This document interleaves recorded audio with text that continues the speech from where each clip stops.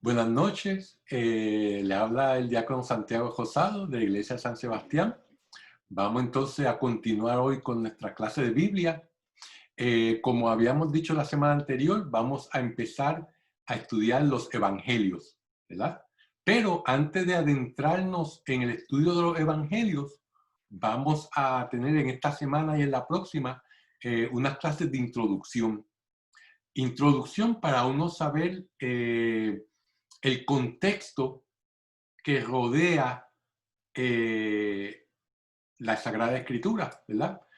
Contexto geográfico, contexto cultural, histórico y también las enseñanzas de la Iglesia Católica referente a la Sagrada Escritura.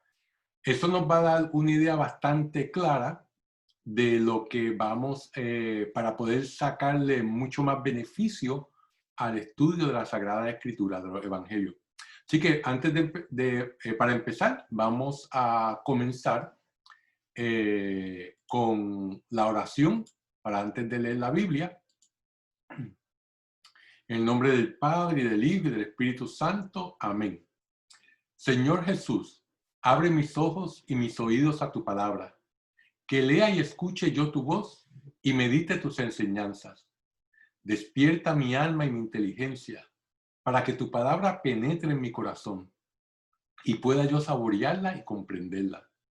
Dame una gran fe en ti para que tus palabras sean para mí otras tantas luces que me guíen hacia ti por los caminos de la justicia y de la verdad.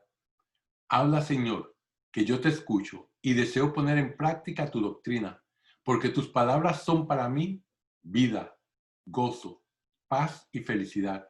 Habla, Señor, tú eres mi Señor y mi Maestro, y no escucharé a nadie sino a ti. Amén. En nombre del Padre, del Hijo, del Espíritu Santo. Amén. Bueno, entonces, como vemos, vamos entonces a, como habíamos dicho, vamos entonces a dar comienzo a la introducción sobre la geografía de Palestina, ¿verdad? Que es el país de la Biblia, ¿verdad? Es el área de Palestina que verdaderamente pues es un nombre que se le dio a esta área por los romanos, ¿verdad? Los romanos cuando conquistaron a Israel, después que destruyeron en el año 70 el templo y la ciudad de Jerusalén, pues ellos vinieron y como exiliaron a todos los israelitas, no se permitía ningún israelita en el país de Israel, pues entonces nombraron de nuevo el país, el área, porque un área, ¿verdad? Vamos a ver los países que constituye la Palestina, lo nombraron Palestina, y ese nombre ha sido hasta el día de hoy el que tiene esa área, ¿verdad? Como le había dicho en la introducción, hay unos conocimientos necesarios que hay que tener para uno poder verdaderamente sacar provecho del estudio de la Biblia, ¿verdad? Estos conocimientos incluyen, hay que uno estar consciente de la realidad en que se escribieron los textos, ¿verdad? Si se escribieron en una época del exilio, si se escribieron en una época donde después de la destrucción del templo y de Jerusalén en sí. Y así por el estilo tenemos que nosotros ver que la situación geográfica, la situación histórica de donde se escribe el libro va a influenciar en lo que verdaderamente se va a escribir, ¿verdad? Por el escritor sagrado que está siendo inspirado por Dios.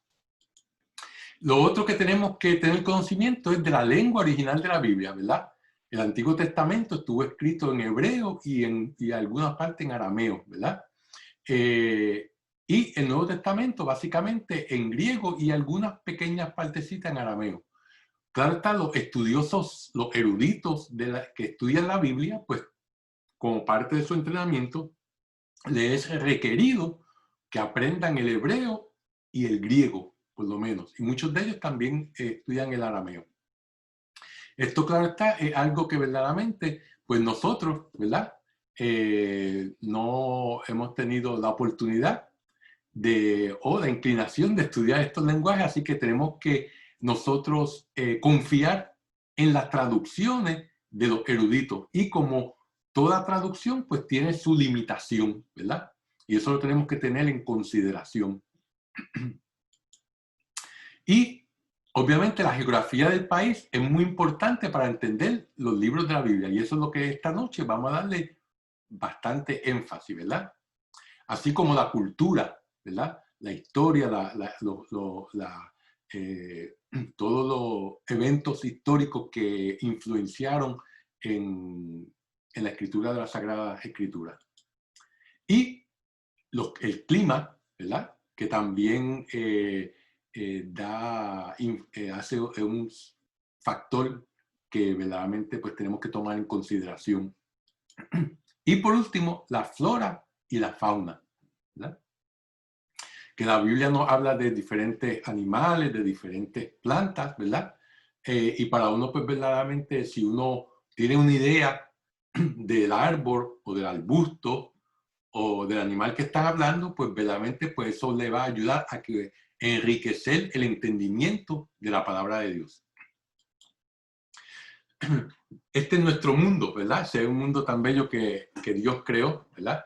Nosotros pues vivimos en el hemisferio occidental, ¿verdad? Ahora en el hemisferio oriental es donde se encuentra la Tierra Santa, que se encuentra aquí en esta sección, ¿verdad? Que vamos a ver mucho más en detalle esta noche. Va a estar como vamos a utilizar los binoculares para entonces ver más en detalle esa área, ¿verdad? Y aquí la tenemos un poquito más detallada. Aquí tenemos el mapa topográfico, ¿verdad? Que es el que nos da la delineación de altitud, ¿verdad? Las zonas, las planicies, las montañas. Y aquí tenemos algo que nos da una idea más clara, ¿verdad?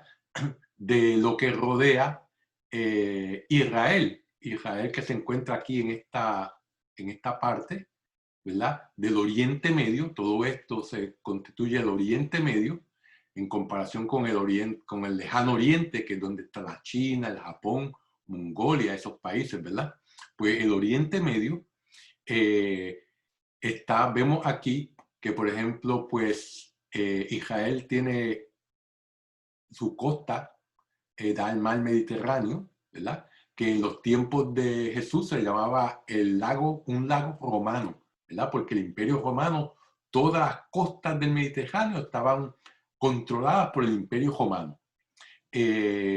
Y vemos que entonces también tenemos aquí Mesopotamia, que está al este de la Tierra Santa, ¿verdad? Donde se encuentran hoy en día el país de Irak, ¿verdad? Y aquí tenemos el río Eufrates y el Tigris, ¿verdad? Entonces, siguiendo estos ríos, desembocan en el Golfo Pérsico, ¿verdad? Pérsico porque aquí es que se encuentra Irán, aquí es donde se originó el imperio persa, del cual vamos a hablar en unos momentos, ¿verdad? Y este Golfo Pérsico está al este de la península arábica, ¿verdad? Que está al otro lado, se encuentra el Mar Rojo, que fue el brazo de mar por el cual cruzaron los hebreos cuando salieron de Egipto, ¿verdad? El cual se encuentra en esta área, ¿verdad? Donde está el río Nilo, que es el que le da la vida y la fertilidad a toda esta región que es el país de Egipto, ¿verdad? Y este río pues desemboca, tiene un delta bien grande que desemboca en el mar Mediterráneo, ¿verdad? Y al norte entonces de la Tierra Santa, al sur, perdón, se encuentra la península Sinaí, y al norte, pues entonces se encuentra Turquía, ¿verdad? Y eso es básicamente lo que bordea toda la Tierra Santa que se encuentra aquí en el medio, ¿verdad? Ahora, vamos a tocar un poquito de la historia, teniendo en consideración ese mapa en nuestra mente, ¿verdad? Para poder entender,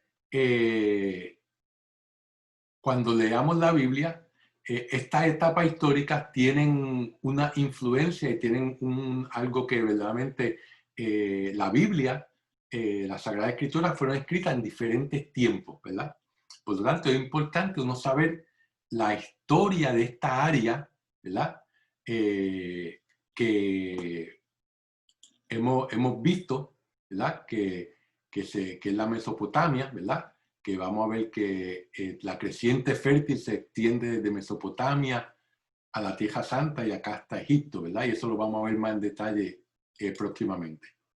Pues bueno, las culturas mesopotámicas, ¿verdad? Del área de Mesopotamia, que es donde hoy en día se encuentra el país de Irak.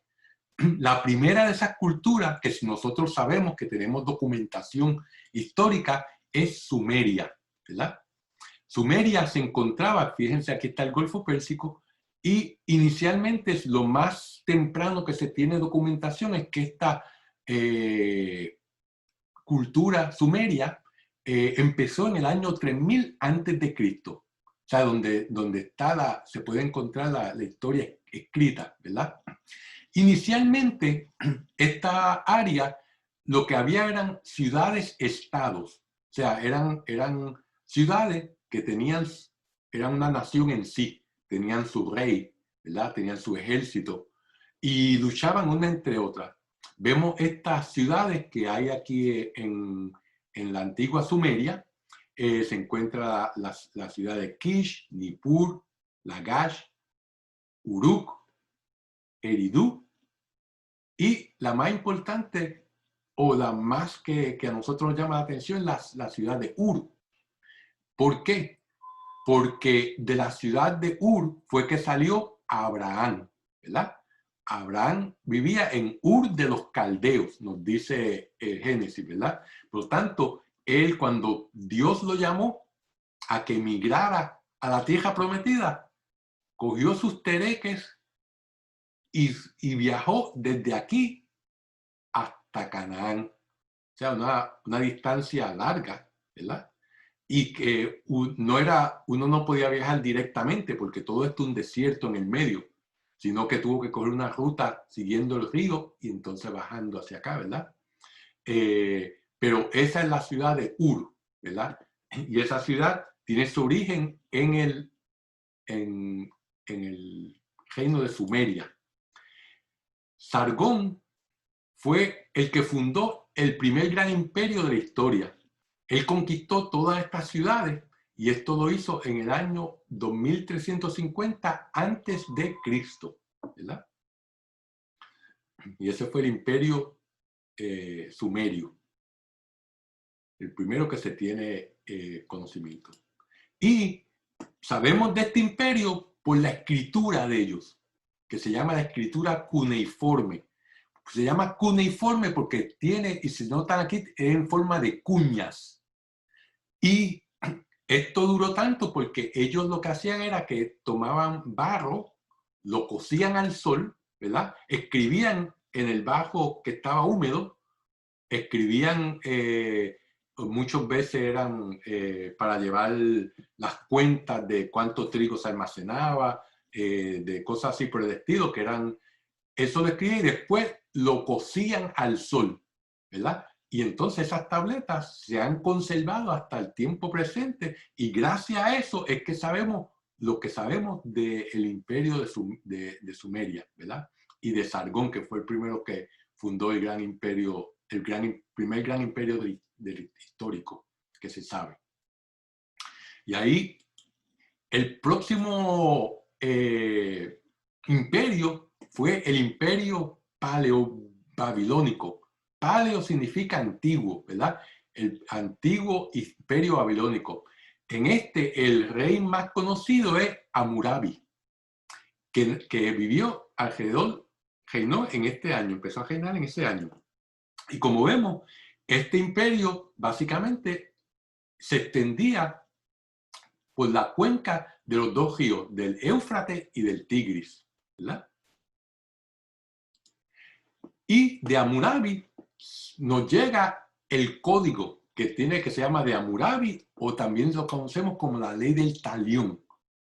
Tiene 282 leyes y, como se acuerdan, la ley del talión es ojo por ojo, diente por diente. Y esas leyes están escritas en esta estela que se encuentra en el Museo Británico, ¿verdad?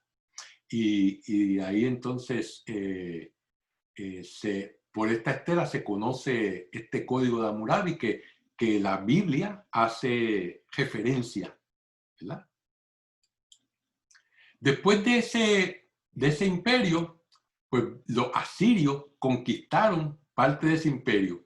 Y ese imperio asirio se estableció en el año 1250. Los asirios eran bien guerreros y ellos se caracterizaban porque controlaban a sus súbditos por el terror. Cuando ellos conquistaban un área, ellos arrasaban y mataban la mayor parte de la población. Y de una manera no muy rápida ni poco dolorosa, ¿verdad? Por lo tanto, como hacían eso, cuando atacaban una ciudad, la mayor parte de las ciudades decían, espérate, mejor es abrirle las puertas porque si no, si nos conquistan, hasta aquí llegamos todos nosotros, ¿verdad? Y este imperio se encontraba al norte de Babilonia. Aquí se encuentra Babilonia, estaba al norte de Babilonia. Y la capital era Nínive, ¿verdad? Ese nombre que nos trae a la mente, nos trae a Jonás, ¿verdad? Que Dios lo envió a Nínive para que predicara y Jonás pues dijo, no, espérate, yo me voy para el otro extremo y se embarcó y entonces la historia de la ballena que se lo tragó, ¿verdad? Y entonces pues volvió a Nínive y al proclamar la palabra de Dios y pedirle que se arrepintieran, ellos se arrepintieron y por eso Dios no los castigó, ¿verdad? Así como castigó a Sodoma y a Gomorra. Por lo tanto, ellos, por eso Jonás no quería que ellos se arrepintieran y quería que Dios los castigara porque ellos eran bastante sanguinarios, ¿verdad? Los asirios. Y eventualmente, como todo, este reino fue el que conquistó el reino del norte de Israel. Como ustedes se acuerdan, Israel, el reino de Israel tuvo como primer rey a Saúl, después David y después Salomón. Mientras tuvo bajo esos reyes, fue un solo reino donde estaban las dos tribus del sur, que era la de Benjamín y Judea, y las 10 tribus del norte, ¿verdad? ¿Qué pasó? Que cuando Salomón murió, su hijo, ¿verdad? Jobatán vino y cuando le pidieron los ancianos que bajara los impuestos, él se negó, siendo aconsejado por sus amigos jóvenes, ¿verdad? Y entonces las 10 tribus del norte se separaron de las 2 del sur. Y ahí se formó el imperio del norte, que se llamaba Israel, y el imperio del sur, que se llamaba Judea. Y el imperio del norte cayó en las manos de los asirios en el año 722 a.C. ¿Verdad? Y ahí fue que esas 10 tribus de Israel se perdieron, ¿verdad? Nunca volvieron Los asirios lo que hicieron fue que cuando conquistaron a Israel, exiliaron a todos los israelitas y trajeron personas de diferentes áreas, los mezclaron. Y los israelitas eventualmente perdieron su religión y por eso esos del norte, esos israelitas del norte que quedaron, es lo que después, más tarde, se van a hacer los samaritanos. Y por eso los judíos los odian tanto. ¿Por qué? Porque para los judíos eran traidores que habían dejado la adoración del rey verdadero y se habían convertido a otros dioses, ¿verdad? Fíjense cómo, sabiendo la historia, entonces uno entiende por qué lo que pasa en el Nuevo Testamento, ¿verdad?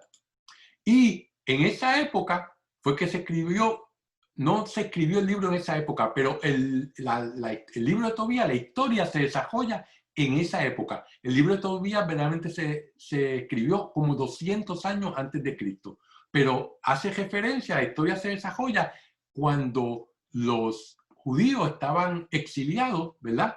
Debido a la conquista de los asirios en Nínive, ¿verdad? Un libro pequeño, muy interesante. Ahí es donde se da a conocer el nombre del tercer arcángel, el arcángel San Rafael, que ayer fue la celebración de los arcángeles, de San Miguel, San Gabriel y San Rafael, ¿verdad? Y el arcángel San Rafael, que es salud de Dios, es lo que significa, ¿verdad?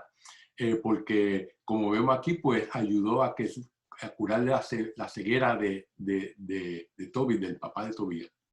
Bueno, pues eso es el imperio asirio, ¿verdad?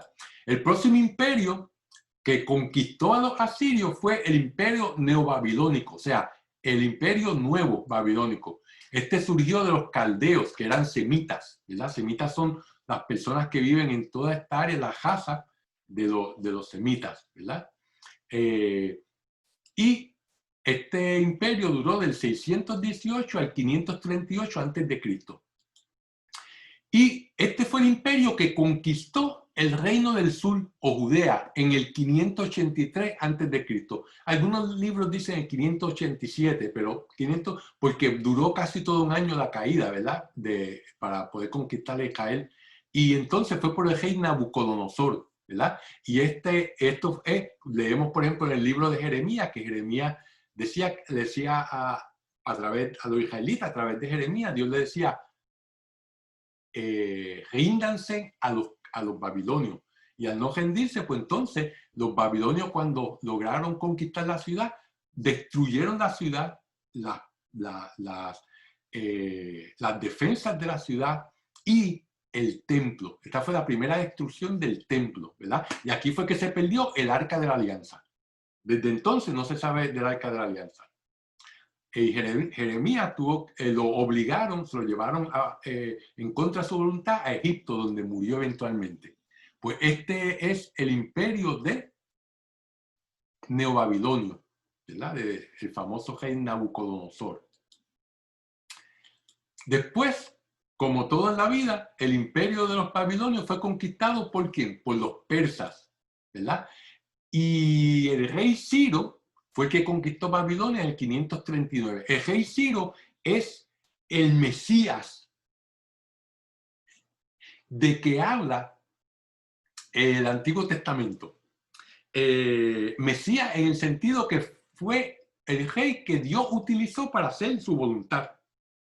Así como Dios utilizó a los babilonios para que conquistaran a Israel y castigaran a Israel por todos sus pecados de idolatría, que a través de los años mandó todos los profetas para que se arrepintieran. Al no arrepentirse, pues entonces los babilonios lo conquistaron, ¿verdad? Y Dios le había dado muchas veces, le había dicho que lo que iba a ocurrir, ¿verdad? Pues así mismo, después del destierro en Babilonia, el rey Ciro conquistó a los babilonios y entonces dejó en libertad a los israelitas. Y no solamente los dejó en libertad, bueno, a los judíos, porque eran del reino de Judea. No solamente los dejó en libertad, sino que les dio dinero y les dio cartas para que lo llevaran a los gobernadores del área para que le proveyeran de materiales para reconstruir el templo, ¿verdad? Y aquí entonces en esta época es que se escribe el libro de Esdras y del profeta Isaías, ¿verdad? Después los persas fueron conquistados muchos años después, muchas décadas después, casi 200 años después, fueron conquistados por Alejandro Magno, ¿verdad? Alejandro Magno fue el hijo de Filipo, que era rey de Macedonia, ¿verdad? Y Alejandro Magno, después de conquistar a Grecia, conquistó toda esta área que uno ve hasta el río Indus, ¿verdad? En la India. conquistó Afganistán, conquistó todo lo que, toda el Medio Oriente, Egipto, ¿verdad? Y estos griegos, ¿verdad? Del que nos habla el libro de los Macabeos, es los sucesores de Alejandro Magno. Cuando Alejandro Magno murió a la edad de 33 años, que murió en Babilonia, se cree que fue debido a malaria, le preguntaron antes de morir, ¿a quién tú le dejas tu reino? Porque él tenía un hijo, pero muy pequeño, que obviamente no podía ser rey, él le contestó al más fuerte. A consecuencia de eso, hubo una guerra civil y 4 de los generales se dividieron el imperio, ¿verdad? Uno tomó la parte más oriental del reino, otro tomó toda esta área de aquí del Medio Oriente, Turquía, que después se convirtió, incluyendo aquí a Judea, se convirtió en el imperio seluyita. Después aquí el otro general Ptolomeo, tomó Egipto y de ahí salió la dinastía de los Ptolomeos, que la última reina fue Cleopatra, ¿verdad? Que fue esposa de Julio César y amante de Marco Antonio, ¿verdad? Y fue derrotada en la batalla de Actios por Octavio, derrotó a Marco Antonio y a Cleopatra, una batalla naval, ¿verdad? Y entonces el otro general se quedó con Grecia, ¿verdad? Por lo tanto, esos griegos que nos hablan los macabeos, contra los cuales se rebelaron, ¿verdad? Los hermanos macabeos, que después fundaron la dinastía de los Asmodeos, que son los que Herodes fue el último, ¿verdad? Que cogió, no era verdaderamente heredero, pero cogió fue el último de esa línea. Él fue artificial, no fue verdaderamente, él era verdaderamente, no era ni hebreo. Él era de Edom, era de donde Herodes el Grande era, ¿verdad? Bueno, pues ahí entonces en esa época después del imperio de Alejandro, fue que entonces se escribieron los libros de los Macabeos. Bueno, y ahí con eso le damos una idea de cómo entonces llegó a la historia hasta el tiempo de Cristo, donde después del imperio de Alejandro vinieron los romanos y conquistaron toda esta área, ¿verdad? Y entonces ahí que entonces en los tiempos de Cristo, los romanos eran los que estaban entonces gobernando toda esta región, ¿verdad? O sea, vemos cómo después de lo que cayó el imperio judío, ¿verdad? De Judea, pues hubo una sucesión nunca tuvieron libertad, por cierto, no tuvieron soberanía. Bueno, pues esta área, ¿verdad?, que hemos discutido se llama la creciente fértil, que se extiende desde el Golfo Pérsico, todo lo que hoy en día Irak, y acá que se encuentra el Líbano, se encuentra Israel, se encuentra Jordania y Egipto. Se le llama la creciente fértil, ¿por qué? Porque era la área donde verdaderamente se podía cultivar y que daban alimento a los seres humanos, y por lo tanto ahí fue que entonces se empezaron a haber suficiente comida. Entonces pues la población estalló y entonces ahí pues, empezaron a desarrollar los diferentes imperios de los cuales hablamos, y por lo tanto también era una área que cambió de muchas manos porque todo el mundo quería gobernarla, porque era donde verdaderamente el que controla la comida controla las personas, ¿verdad? Por lo tanto, eso se llama la creciente fértil. Como vemos, los países de los cuales hablamos, que se encuentran en esa área, Palestina, como habíamos dicho al principio, es lo que hoy en día es el país de Siria, Jordania, Israel y Líbano, ¿verdad? Como habíamos dicho, el nombre se lo dieron los romanos después que destruyeron el templo de Israel y a Jerusalén, el templo de Jerusalén y a Jerusalén en el año 70.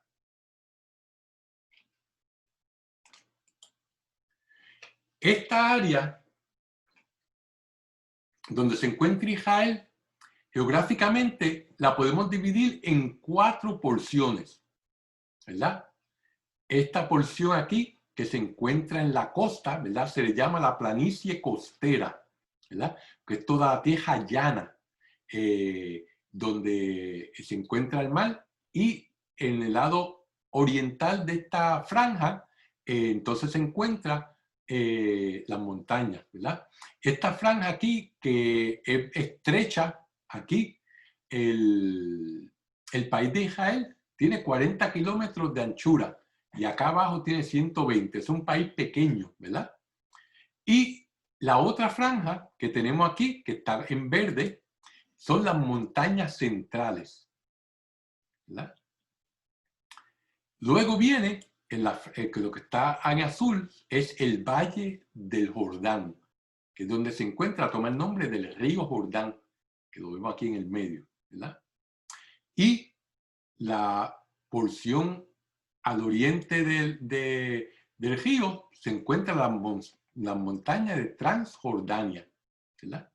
Y aquí vemos, vamos a hablar un poco más en detalle de estas 4 áreas y cómo estas áreas han influenciado en la escritura de la Sagrada Escritura. Fíjense, la planicie costera, que se encuentra aquí, que está bordeada por el mar Mediterráneo, es angosta, como habíamos dicho, en la parte norte, y hacia el sur se ensancha, ¿verdad? Una planicie mucho más grande. El mar no fue el fuerte del pueblo de Israel.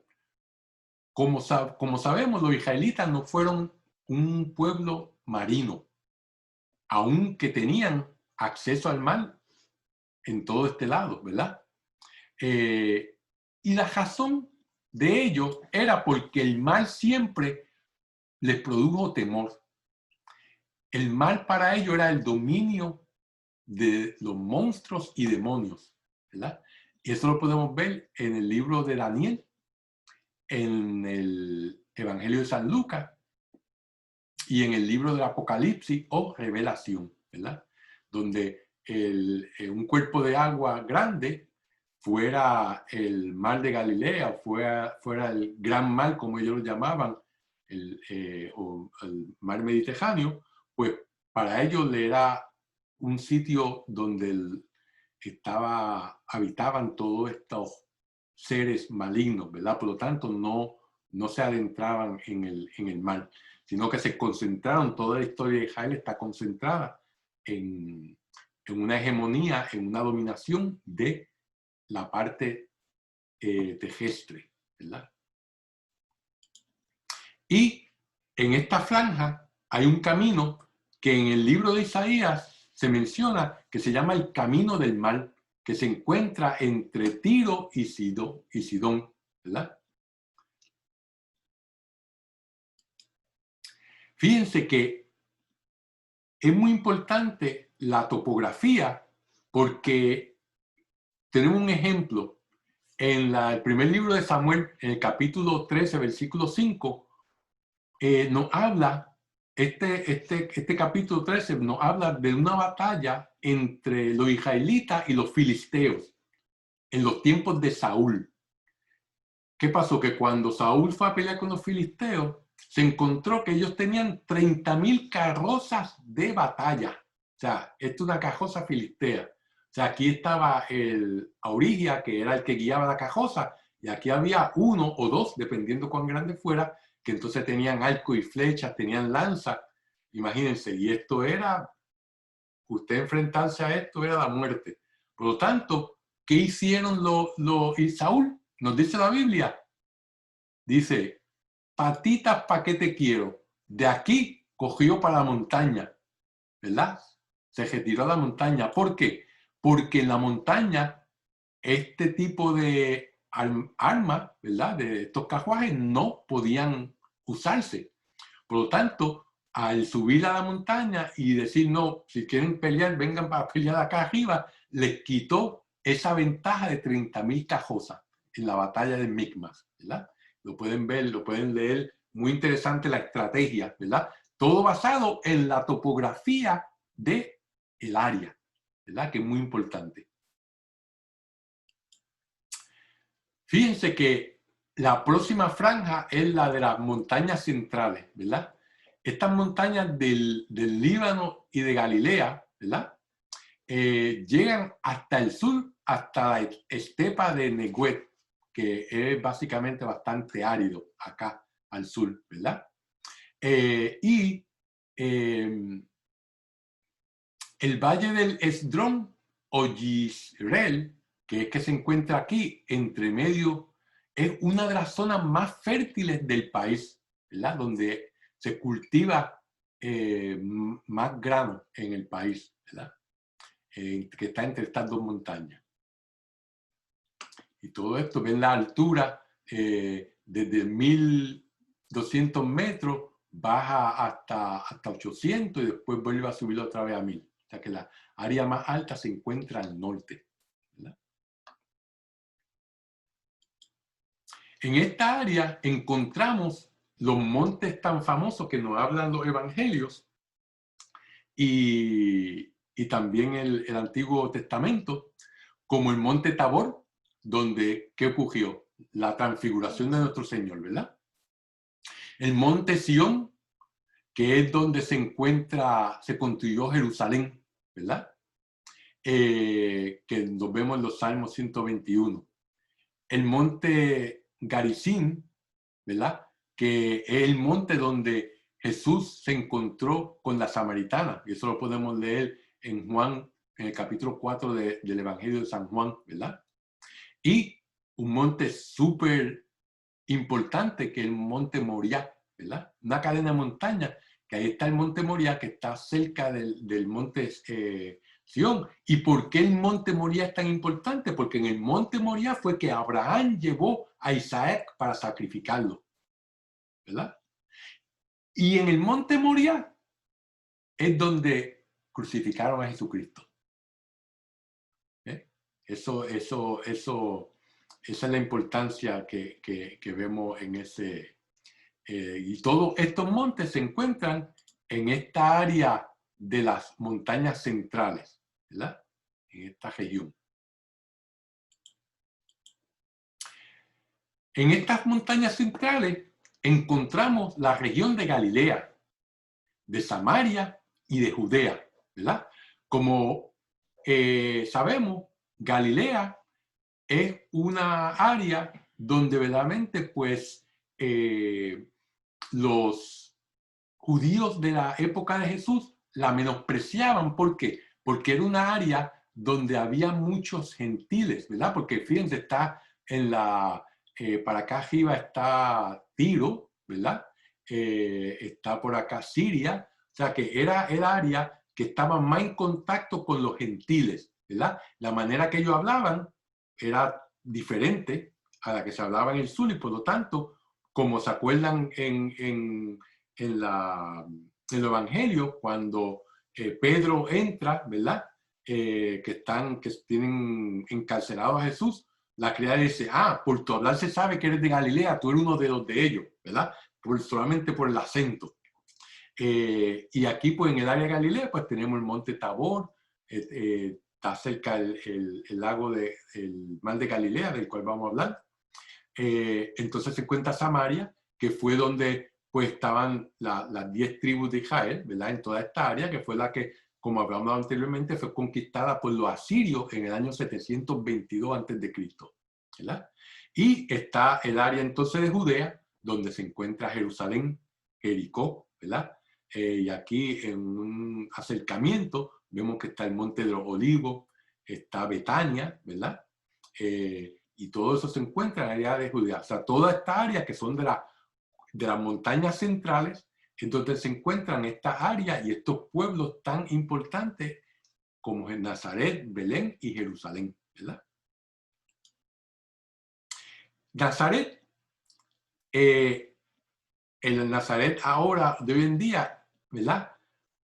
Es lo que vemos aquí en esta foto, que aquí se encuentra en el lado norte, ¿verdad? Y en el centro vemos la Basílica de la Anunciación, ¿verdad? Donde la tradición dice que el ángel se le apareció a María.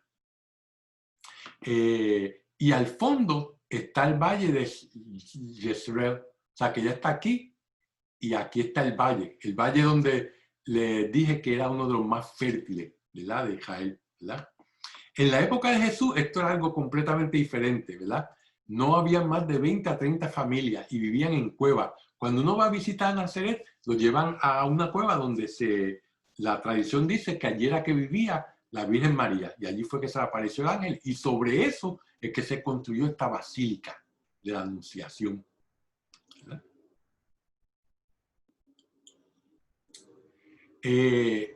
Belén, ¿verdad? Que está más al sur, solamente está a 9 kilómetros al sur de Jerusalén, ¿verdad? Está mucho más al sur. Es la cuna de Rey David y obviamente donde nació Jesucristo. Sobre el lugar donde la tradición dice que nació Jesucristo, cuando uno está en la iglesia de la Natividad, donde se celebra eh, la misa del 24 por la noche, ¿verdad? Cuando uno va a entrar, hay una puerta que uno tiene que agacharse, ¿verdad? Para que uno, le llaman la puerta de la humildad, ¿verdad? Porque uno tiene que agacharse para no poder entrar derecho. Cuando uno entra, pues aquí está la iglesia, ¿verdad? Entonces uno entra por este pasillo y detrás del altar, abajo, uno baja una escalera y entonces encuentra el lugar donde la tradición dice que nació nuestro Señor Jesucristo. Y entonces, pues, le dan unos momentos para uno arrodillarse aquí y uno puede entrar la mano, ¿verdad? En esa área, tocarlo. Esto está, tiene la punta de la estrella. Esto simboliza la estrella de Belén. No se ve en la foto muy bien, pero tiene las puntas de la estrella y está hecho en plata, ¿verdad? Y aquí, pues, la iglesia está dividida entre católicos, griegos ortodoxos y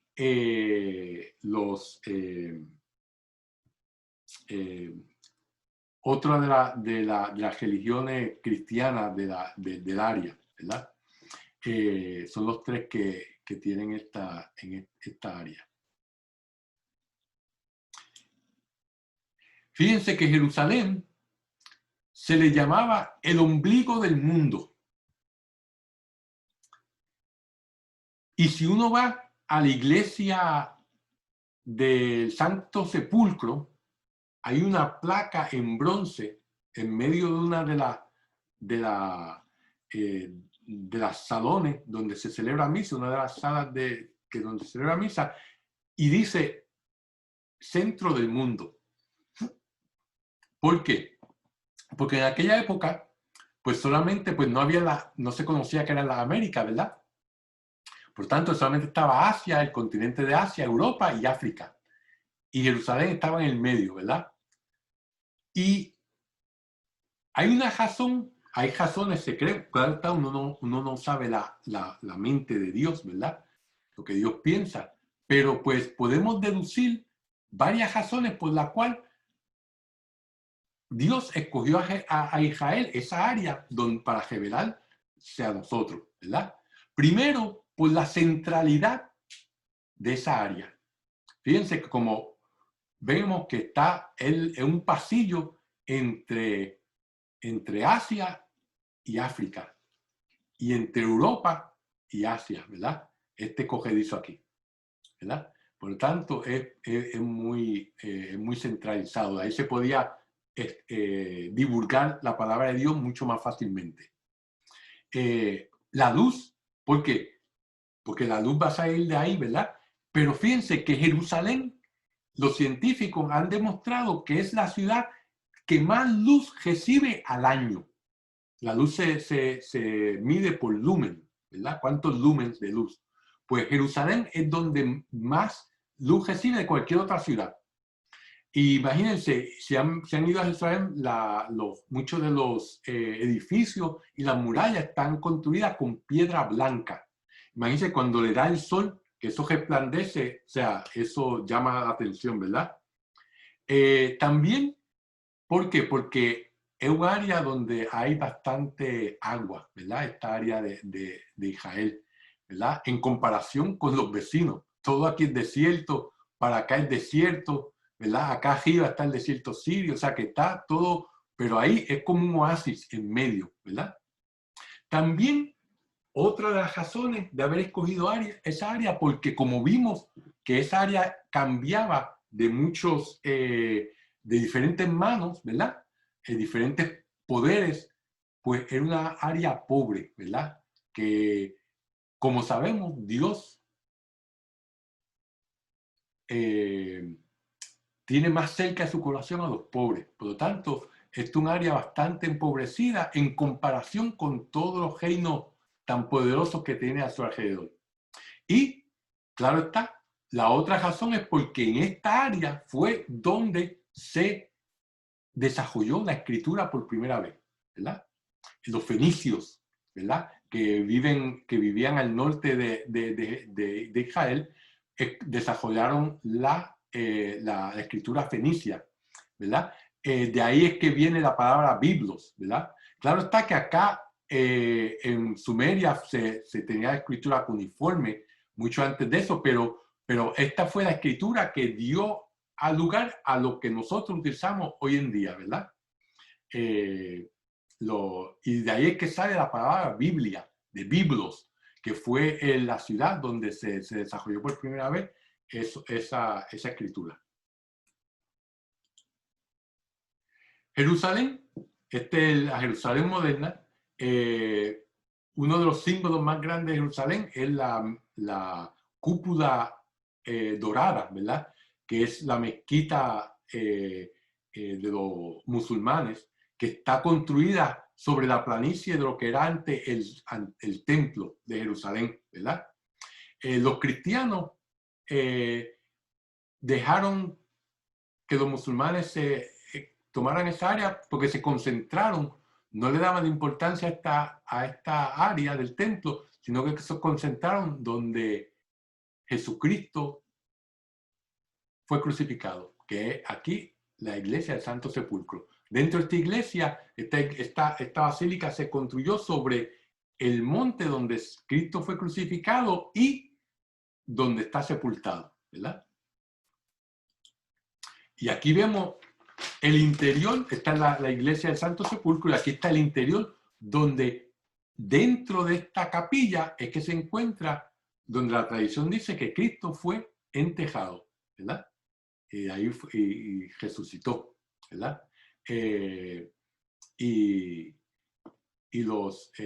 La tercera religión que se me olvidó decirle que controlaban la iglesia de la Natividad, además de los católicos, los griegos ortodoxos, es los armenios, ¿verdad? Y asimismo también aquí, la iglesia del Santo Sepulcro está dividida entre armenios, católicos, griegos ortodoxos.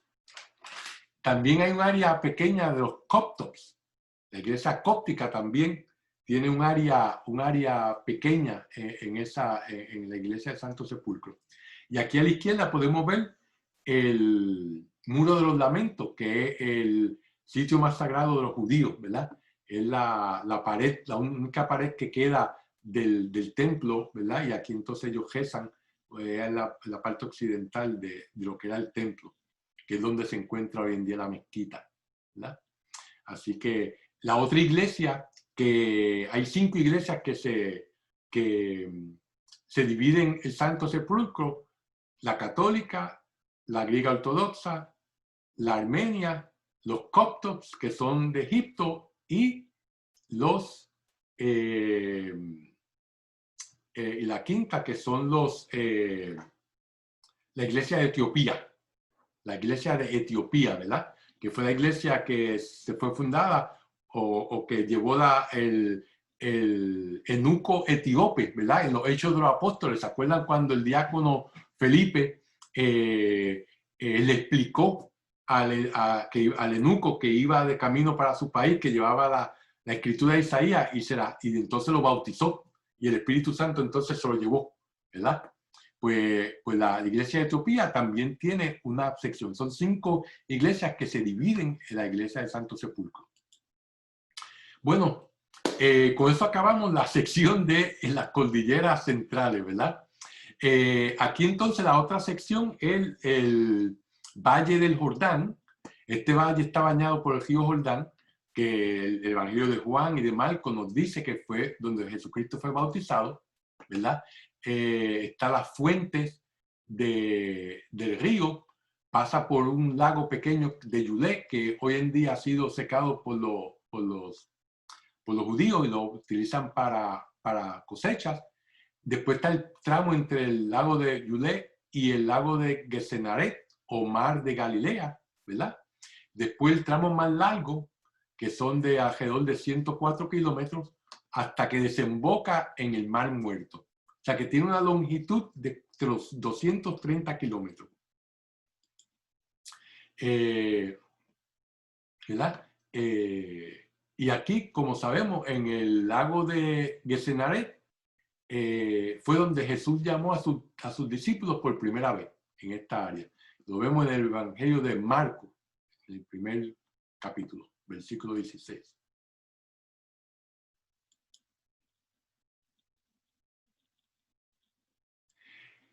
Las fuentes de este río, ¿verdad?, se encuentran al norte, en Cesarea de Filipo, ¿verdad?, que es el nacimiento del río Banías, que es el que le da agua al río Jordán.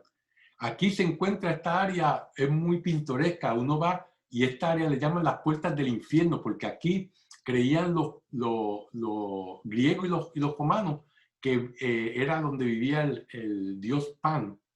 El dios Pan era el dios de la naturaleza.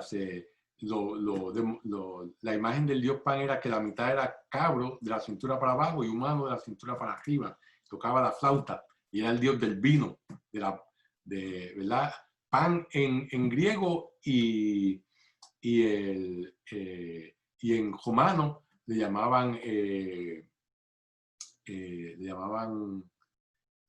Baco. Por eso de ahí vienen las bacanales, ¿verdad? Las orgías donde hay vino y de ahí vienen las bacanales del dios Baco, que era lo que celebraban los adoradores del Baco, o para los griegos Pan. Bueno, pues aquí es que empieza en el río Jordán. Estas son las fuentes, ¿verdad? Y aquí, en esta área muy bonita, tuve la oportunidad de ir y es un área, uno sigue caminando hacia acá y es como preciosa como esta área. Aquí fue que Jesús llegó a sus discípulos antes de ir a Jerusalén para a pasar su pasión, ¿verdad? Y aquí fue donde Pedro tuvo la revelación por el Espíritu Santo de que Cristo era el Mesías, ¿verdad? El Hijo de Dios. Y ahí fue donde Jesús le dijo a Pedro: tú eres Pedro y sobre esta roca edificaré mi iglesia, ¿verdad? Y las puertas del infierno no podrán destruirla, que lo encontramos en Mateo 16. Aquí, de vacaciones en esta área bonita, recargando las baterías antes de ir a la batalla final. Después de esa fuente está el Valle del Yulé, ¿verdad? Como había dicho, lo han desecado, que queda esta parte pequeña, era mucho más grande en el pasado. Y después esas aguas van a desembocar, van a ir al mar de Galilea o lago de Gesenaret. Es un mar de agua dulce, ¿verdad? El río Jordán entra por el norte y sale por el sur. Aquí vemos una barca que ha sido reconstruida, que es una copia de las barcas que utilizaban los apóstoles, ¿verdad?, que eran pescadores en la época de Cristo, ¿verdad? Y se llama el lago Kinneret en hebreo porque tiene forma de arpa. Y la arpa en hebreo es Kinor. Lucas más tarde lo llama el lago de Gesenaret y Juan lo llama mar de Tiberíades, ¿verdad? Por la ciudad de Tiberíades que se encuentra cerca. Luego de que sale del lago del mar de Galilea, sigue 100 kilómetros en su curso, ¿verdad? Que es un área muy bonita. Por aquí es que verdaderamente en esa área fue que Jesús se bautizó, ¿verdad? Luego desemboca en el Mar Muerto. El Mar Muerto su superficie está a 400 metros bajo el nivel del mar. Dice la tradición que aquí fue donde estaba Sodoma y Gomorra, ¿verdad? Y el fuego cayó del cielo, hizo esa hondonada y ya nada crece ahí, ¿verdad? Mide 175 kilómetros de largo y 16 de ancho. La salinidad del agua alcanza un 26% con sedimentos de azufre y fosfato. Es tan densa que cuando uno va allí, uno no tiene que nadar, uno se flota. Uno puede leer un periódico y flota, no se hunde de tan densa que es el agua. Por lo tanto, es tan densa que nada puede vivir ahí, ¿verdad? Y en la orilla se pueden encontrar bolas de brea o de sales, ¿verdad? Y hoy en día toman el bajo del área y se lo envasan y se los venden a las señoras para que lo utilicen como mascarillas. O sea, le sacan chavo a cualquier cosa, ¿eh? Bueno, hasta ahí acabamos la geografía del Valle del Jordán, ¿verdad? Abuelo de pájaro. Cruzando el Valle del Jordán, hacia el oriente, hacia el este, encontramos las montañas que vienen del norte en el Antilíbano hasta el desierto de Siria en el sur, ¿verdad? En esta región montañosa encontramos lugares como Gerasa, donde Jesús curó al endemoniado, ¿verdad? Y mandó los cerdos a que se fueran. Esta es la ciudad, las ruinas de esa área, una área muy bonita. Y las ruinas se conservan muy bien. Se encuentra también el Monte Nebo, ¿verdad? El Monte Nebo, muy importante, ¿por qué? Porque desde ahí fue que Moisés vio la tierra prometida y murió, ¿verdad? Porque Dios lo castigó por haber dudado de él al golpear la piedra más de una vez, ¿verdad? Y le dijo, no entrará a la tierra prometida. Pero desde el Monte Nebo él pudo ver lo que era la herencia del pueblo de Israel. Lo encontramos en el Deuteronomio. Y aquí también se encuentra Betania, que está mencionada en el Evangelio de Juan, ¿verdad? Ahí donde vivía Lázaro y la hermana María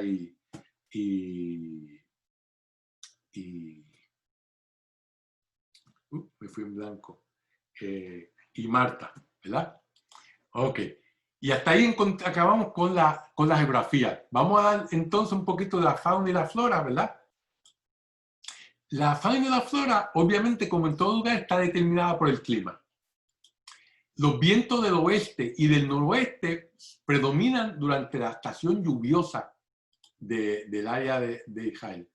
Y las lluvias caen en mayor cantidad sobre la planicie costera, por eso es que está verdecita, y sobre el lado occidental oeste de la montaña. Las lluvias disminuyen su intensidad en el sur del país y ahí es que uno encuentra áreas más arenosas, más desérticas, ¿verdad? Las plantas que encontramos en estas áreas, sobre todo la costa, son las palmas, ¿verdad? Y esas dan dátiles. Cuando uno va, uno ve los sembradíos en línea de las palmas que dan dátiles y eso, pues, obviamente, pues, riquísimo, dulce y es algo que es bien, es algo muy común en la dieta del Oriente Medio, ¿verdad? Y eso encontramos, hablando de las palmas, en los Salmos y también cuando Jesucristo entra a Jerusalén, ¿verdad? El domingo de Ramos, ¿verdad? Que sacan las ramas y se las ponen para que el pollino o el bujo no pise el suelo. El otro árbol, los olivos, que viven cientos de años, ¿verdad? Encontramos en el Evangelio de Lucas que nos habla sobre el monte de los olivos, ¿verdad? Que allí donde Jesucristo rezó antes de que lo tomaran prisionero. Los tamariscos son llamados también pinos salados.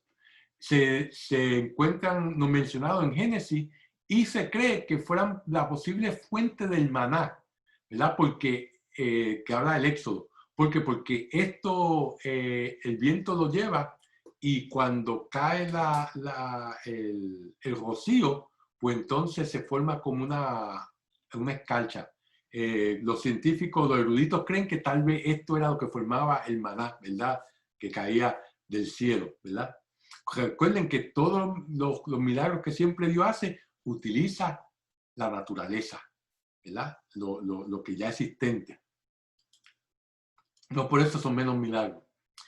La encina o robles estos son considerados árboles santos, ¿verdad? En Génesis lo encontramos en el capítulo 18 cuando Dios va a visitar a Abraham, ¿verdad? Y Abraham está bajo una encina, ¿verdad?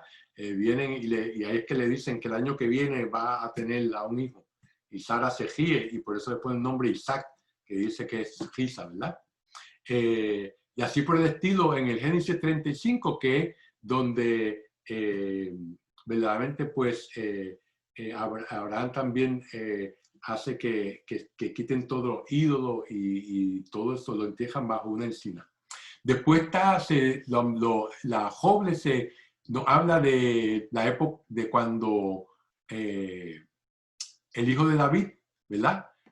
Absalón, que le quita el reino y hay una batalla y él se va a la huida y el pelo se le enreda en el joble y entonces viene uno de los soldados de David y lo mata, ¿verdad? Por eso conviene muchas veces no tener pelo, para que no ocurra esas cosas, ¿verdad? Esas tragedias. Pero bueno, fue en una encina que eso ocurrió. Y la otro pasaje bíblico es la historia de Susana, ¿verdad?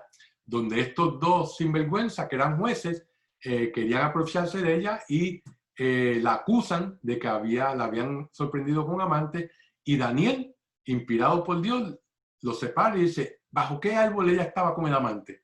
Y uno dijo el joble y otro hizo otro. Y ahí se dio cuenta que estaban mintiendo, ¿verdad? Y lo que ellos querían hacerle a ella se lo hicieron a ellos, que lo mataron, lo apedrearon a muerte.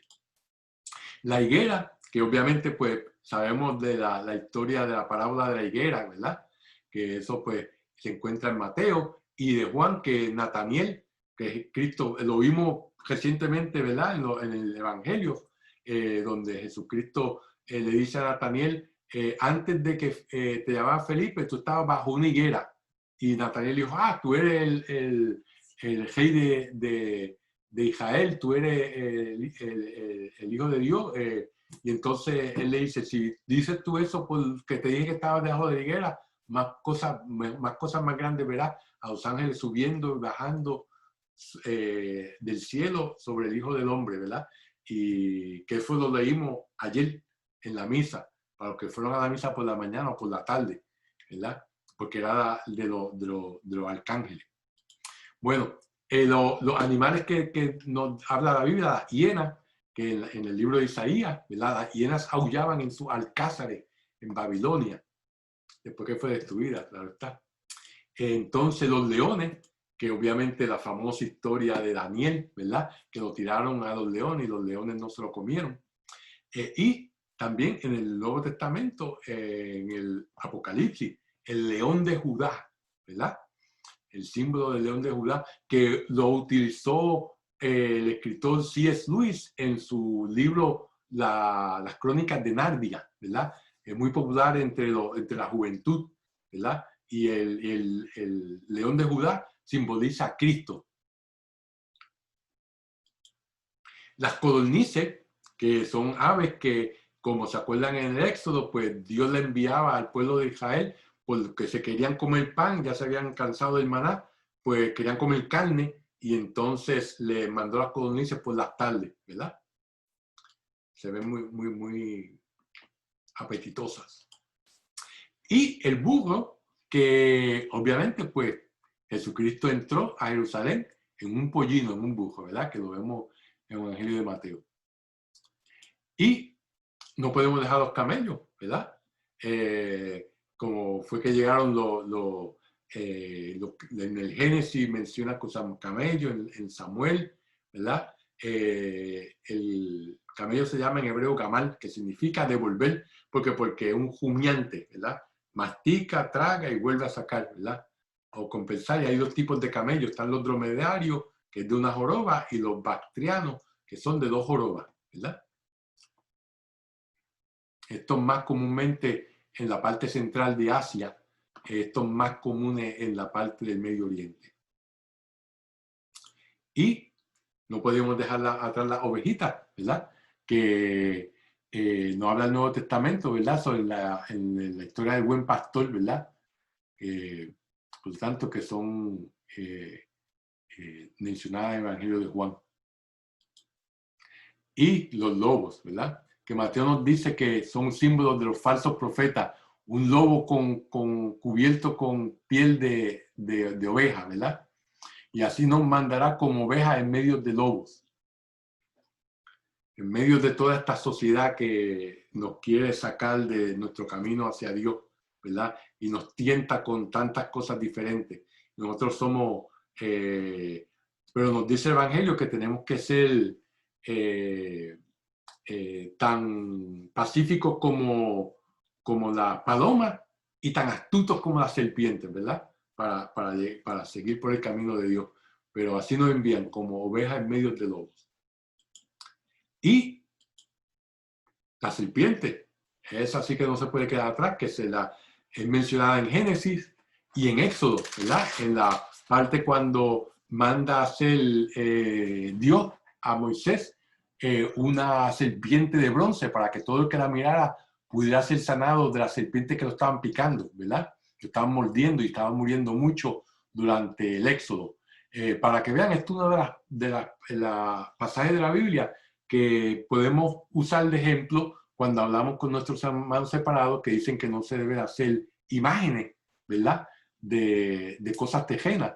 Y Dios mandó a hacer imagen de la serpiente y mandó a hacer imagen del arca de la alianza, los dos querubines o ángeles que lo mandó a hacer sobre el arca de la alianza, son imágenes de seres, ¿verdad? O sea que uno tiene que ver, cuando dice que no te haga imágenes, ¿verdad? Es que uno no adore a ídolos, ¿verdad? Pero las imágenes, pues, en sí, pues no son malas de por sí cuando se usan de una manera de acercamiento a Dios, como utilizamos la imagen, una imagen de la Virgen, una imagen del Santísimo Sacramento, ¿verdad?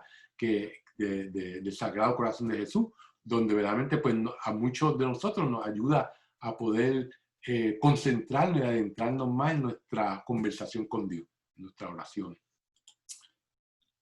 Por lo tanto, como conclusión, la Biblia fue escrita en un ambiente cultural, geográfico y religioso diferente al nuestro, con características propias y lengua propia. Y eso lo tenemos que tener en mente cuando leemos la Sagrada Escritura. Por lo tanto, la interpretación correcta de los textos sagrados, uno tiene que tomar en consideración todos estos factores. Y tenemos que encontrar el sentido profundo de lo que Dios nos quiere decir a través de su palabra. Por tanto, no podemos obviar y leer con nuestra mente moderna sin tomar en consideración estos factores de esa época. Por lo tanto, tenemos que investigar, tenemos que estudiar, tenemos que adentrarnos en conocer la geografía, la historia, para poder interpretar bien la Sagrada Escritura, ¿verdad?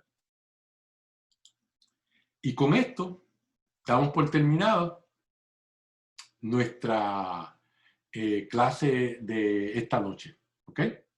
Así que la semana que viene vamos a seguir con la introducción. Vamos a hablar sobre Dei Verbum, la encíclica, los que se la quieran leer, la pueden conseguir en internet. Dei Verbum se letrea D-E-I y Verbum V-E-R-B-U-N, E-M. O sea, Dei Verbum es uno de los documentos del Vaticano II. Así que bueno, pues vamos entonces a hacer nuestra oración final. En el nombre del Padre, y del Hijo, y del Espíritu Santo. Amén. Dios te salve María, llena eres de gracia, el Señor es contigo, bendita tú eres entre todas las mujeres, y bendito es el fruto de tu vientre Jesús. Santa María, Madre de Dios, ruega por nosotros pecadores, ahora y en la hora de nuestra muerte. Amén. En el nombre del Padre, del Hijo, y del Espíritu Santo. Amén. Que Dios los bendiga, los guarde, y con el favor de Dios nos encontramos la semana que viene. ¿Ok?